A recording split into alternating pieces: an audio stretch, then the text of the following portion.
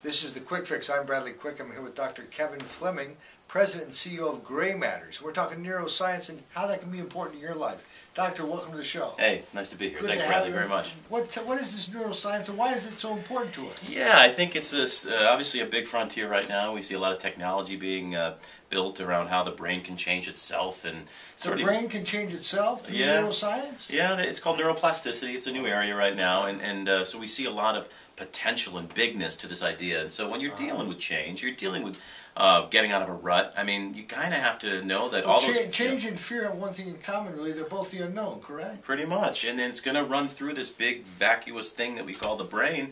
Hopefully it's not that vacuous. But the idea is that there's a lot of systems going on in there that could confuse you when you're trying to change. And so that's really what Gray Matters International does. Isn't that self-sabotage? It's part of it. There's other things like, some of the new neuroscience out these days say, we've got multiple selves. No, we all don't have multiple personality disorder, which was big for a while. But I mean, we actually have contradictory selves at play every day. And I actually think psychology, therapy, counseling has minimized this knowledge and to play an agenda at times that says, hey, this is a crazy-making thing. I don't think so. I think it's actually how we stay alive. But this is one size fits all. Neuroscience is neuroscience. You can't argue with the facts, right? It's definitely pretty, of the line that you kind of have, the line in the sand that you have to kind of understand. But also you have to be careful too. We also don't want to be too reductionistic with change. What that means is we don't want to just say that just because something lights up on a brain scan, therefore that means that's what's happening, or therefore that's what's critical to why I'm stuck. We still don't know a lot, right? So this is still a field where I think it can incredibly inform coaching goals and processes with a relationship. We're talking about life coaching. Yeah. Why is neuroscience? I mean, if one size fits all, right? Neuroscience is neuroscience, right? Yeah. How do you change that? What's in the head? Well, many ways. I mean, obviously there are a lot of things that we're doing that, I mean, even right now our chemistry is changing by engaging, right? So we're neurotransmitters, right? Neuroscience, that whole thing. Well, that's yes and no. I mean, that's the bias right there. That is neurotransmitters. It's been inflated too much as this reason or the thing that's correlated to why we do what we do. That's a chemical part of the brain. The electrical part of the brain. That's a chemical reaction. Well, it's a chemical. No, neurotransmitters are created in your brain. Yes, chemical reactions. But what happens is when you experience a funk, a problem, some malaise, emotional issue, we think the chemical part is related to the change of that emotion too much. I just think the correlation's too much. I actually see the electrical networks, neural networks, that's the other phrase, not transmitters, as being almost more critical to the perception of me changing myself. That is a thinking about thinking stuff. That's a consciousness stuff. So I can put a new neurotransmitter level and change it. Right. But how I feel about that is something that's a realm of consciousness, right? So, to me, running around giving pills to everybody, that's going to change just the neurotransmitter level. But we don't know. We don't really know how much that's related to the pain we're experiencing. So, how for the listener, for the person viewing this, how is this knowledge, this exercise, going to change their consciousness, their feeling about themselves? I basically teach people in Gray Matters International, my company, to slow down a bit.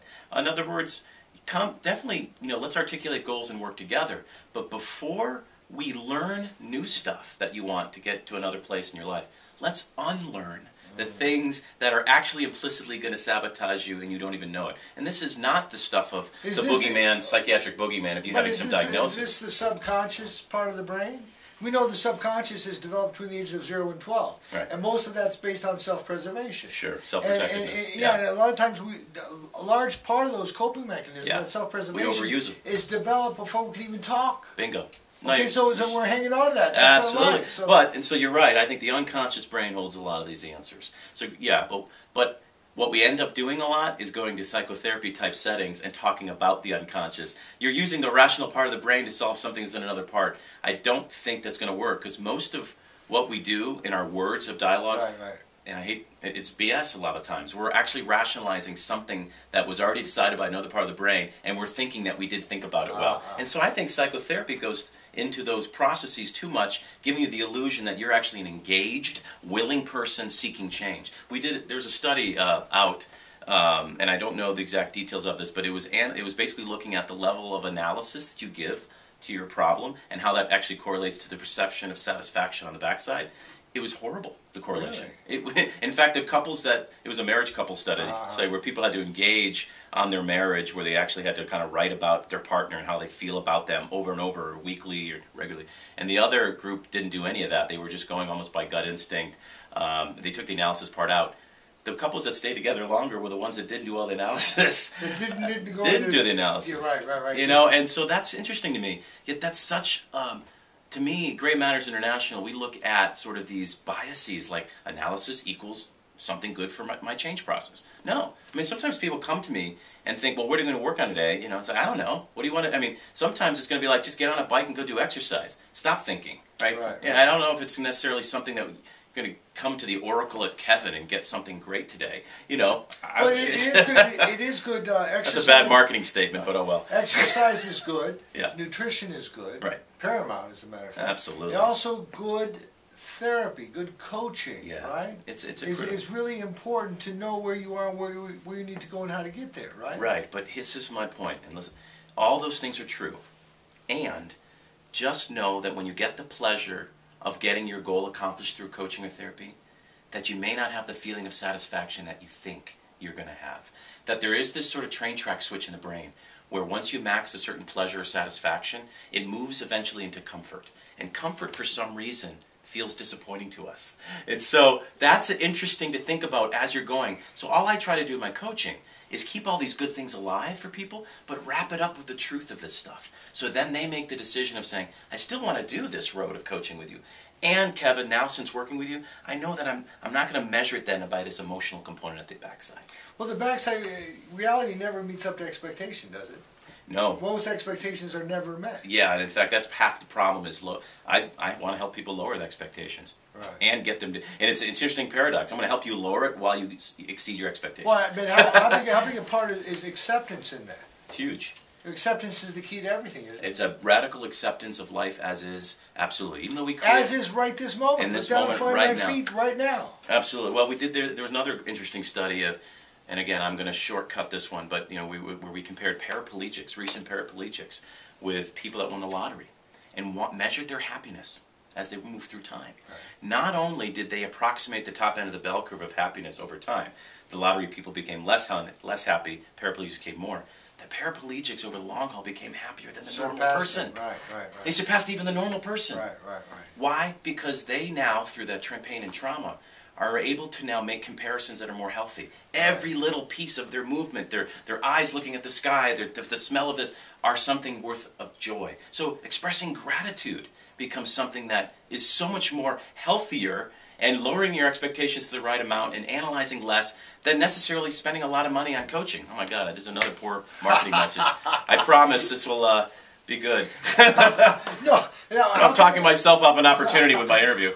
It's the anti-interview. Two questions. Number one is, how can they get in touch with you? Yeah, they can email me, Kevin at Fleming PhD.com, and that's 1M, Fleming. They can also call me 877-606-6161. 877-606-6161. Yeah. Now, if they're looking for a coach, and Right. I'm sure you do phone consultations. Absolutely. But let's say they're off in someplace and they've got a coach right there they're looking at. Yeah. What should they be looking at in a good coach? Yeah, they should be looking for definitely credentials. And I'm not just thinking just a certification. In my opinion, some certification processes are a little light.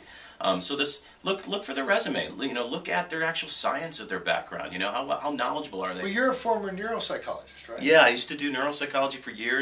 I described the water to people while they drowned every hour and called it success. That's how I made a living. And you know, that was not enough for me. But yeah, I mean, look for the science and look for also obviously the client testimonials are big.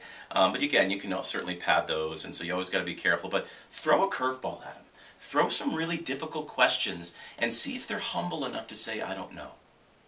That is one of the best indicators on the front end. Because if they're so quick to get your business, they're going to think getting your business is just having the pithy answer. And I'd be worried. I'd be worried of that. Right.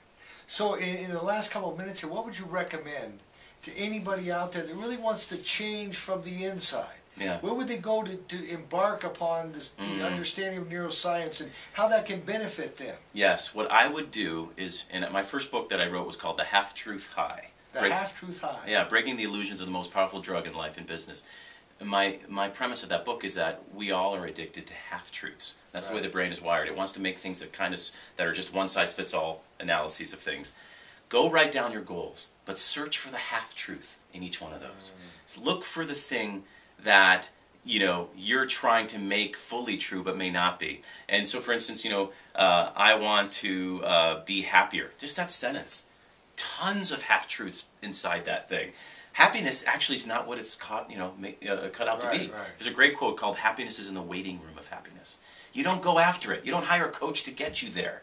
You set your furniture up in the right room of your brain, and by accident, surprised by happiness, surprised by joy, as C.S. Lewis said. That's how you get there. So go through those goals and see where the drug is inside your statement. Right.